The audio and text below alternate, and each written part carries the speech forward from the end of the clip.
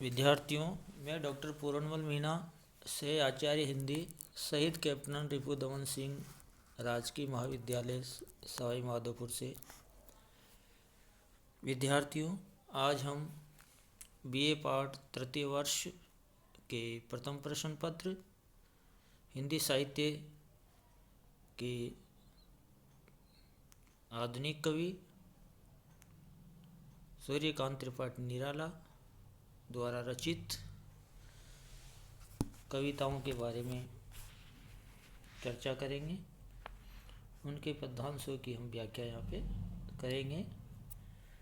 ये सूर्यकांत त्रिपाठी निराला की अंतिम कविता है।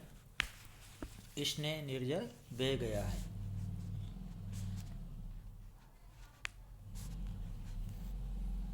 ये सर्वश्रेष्ठ कविता है निराला की।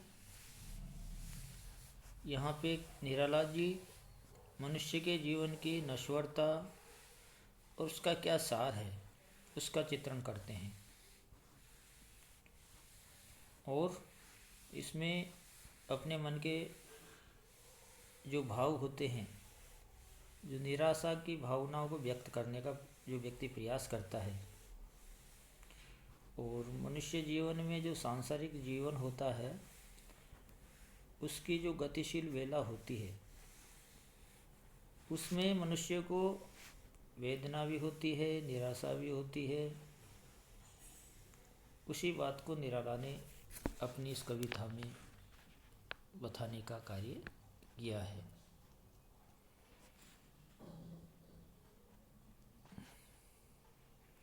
इसने निर्जर बह गया है, रेत जो तन रह गया है, आम की ये डाली जो सूखी दिखी, कह रही है अब यहाँ पिक या सिखी, नहीं आते पंक्ति में वह लिखी, नहीं जिसका अर्थ।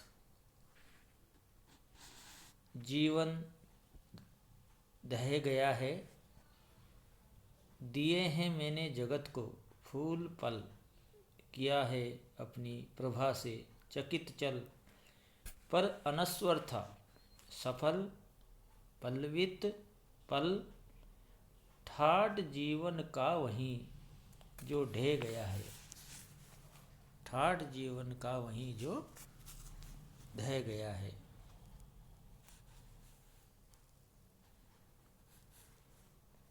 इस प्रकार निराला जी जो है इन पंक्तियों के माध्यम से हमें समझाने का प्रयास करते हैं और कहते हैं कि मनुष्य का जीवन जो शरीर है वो नाशवान बताया गया है।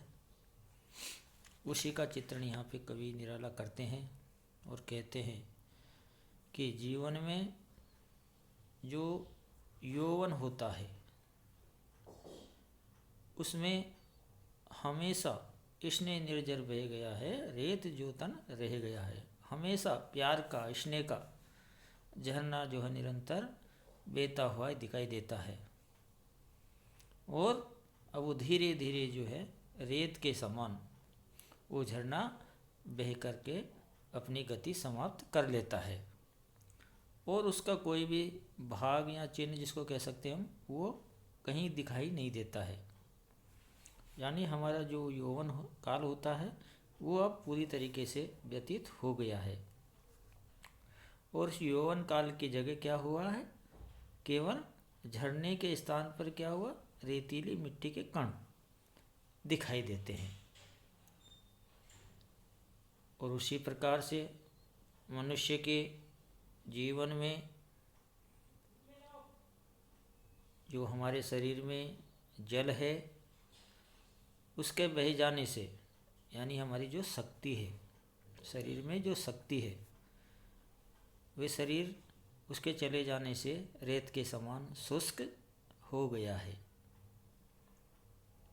इसीलिए कवि यह बताने का प्रयास करता है कि मेरे जीवन में आम की जो डाली है, सूखी डाली, वो मुझसे निवेदन करती है, कहती है, संदेश देती है कि केवल बसंत के चले जाने के बाद मेरे पास केवल कोयल, मोर, मोरनी की जो मधुर स्वर का जो राग अलापते थे वो भी अब समाप्त हो गए हैं। यानी कहने का तात्पर्य यह है विद्यार्थियों कि जीवन में अब मधुरता का रस समाप्त हो गया है। इसलिए जीवन का भी जो है रस मेरे लिए अर्थहीन हो गया है।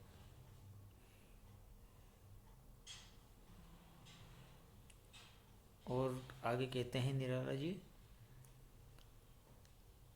कि मेरा जीवन इस प्रकार से व्यतीत हो चुका है, जो मेरा यौवन है उसकी तरफ किसी का भी ध्यान आकर्षित नहीं होता है। यानी कहने का तात्पर्य मेरा जो यौवन है पूरी तरीके से स्नेह रहित हो चुका है।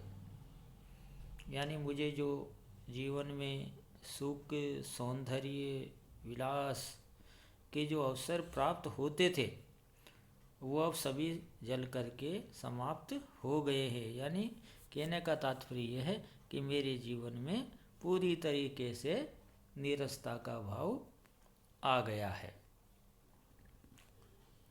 इसीलिए यहाँ पे कवि निराला ने संसार के विविध प्रकार के फूलों की भी चर्चा की है और अंत में यही कहता है कि अब इस पृथ्वी को देने के लिए मेरे पास कुछ भी शेष नहीं बचा है, क्योंकि मैंने पृथ्वी को हमेशा हरियाली, फल, रस दिए थे और संसार उससे अभिभूत होता था। किंतु ये सारे क्या हुआ है, आज मेरा जो शरीर है विकसित, फूलों से भरा हुआ, रसों से भरा हुआ, आज वो समाप्त हो चुका है। इसलिए यहाँ निराला यही बताने का प्रयास करते हैं कि इस संसार में जो भी जन्म लेता है उसे मृत्यु को प्राप्त होना पड़ता है। यानी हमारा शरीर जो है क्या है, नाशवान। ये सब एक दिन समाप्त होने वाले हैं। इसलिए यहाँ पे निराला इस बात की ओर संकेत करते हैं कि मनुष्य को जो जीवन मिला है उसको नहीं खोना चाहिए, नहीं तो वो क्या होगा, आपका सारा जीवन जो है नष्ट हो जाएगा और वो धीरे धीरे आनंद के जो पल थे वो स्वतः ही समाप्त हो जाएंगे। यहाँ पे कवि निराला ने इस रचना में उपमा अलंकार का प्रयोग किया है। इसमें करुणा का भाव भी दिखाई देता है और मनुष्य जब अपने यौवन काल में जो सब कुछ भोग लेता है उसे यौवन के पश्चात क्या प्रतीत होता है, निराशा का भाव।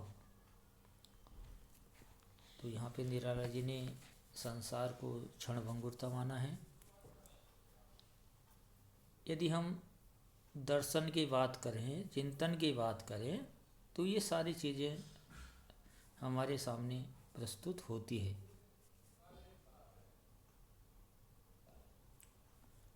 तो विद्यार्थियों इसमें रूपक है, उपमा है, आदि अलंकारों का प्रयोग किया है। कल्पना का भी यहाँ पे कवि निराला ने सहारा लिया है। अगला जो पद्यांश है अंतिम, अब नहीं आती पुलिन पर प्रियतमा, श्याम तृण पर बैठने को निरुपमा, बह रही है हृदय भर केवल अमा, मैं अलक्षित हूँ यहीं कवि कह गया।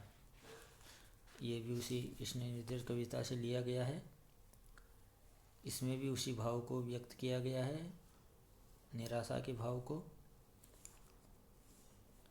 कहा गया है कि नदी के तट पर जो हम हरी घास पर बैठ कर के आनंद की प्राप्ति करते थे वे अब नहीं रही।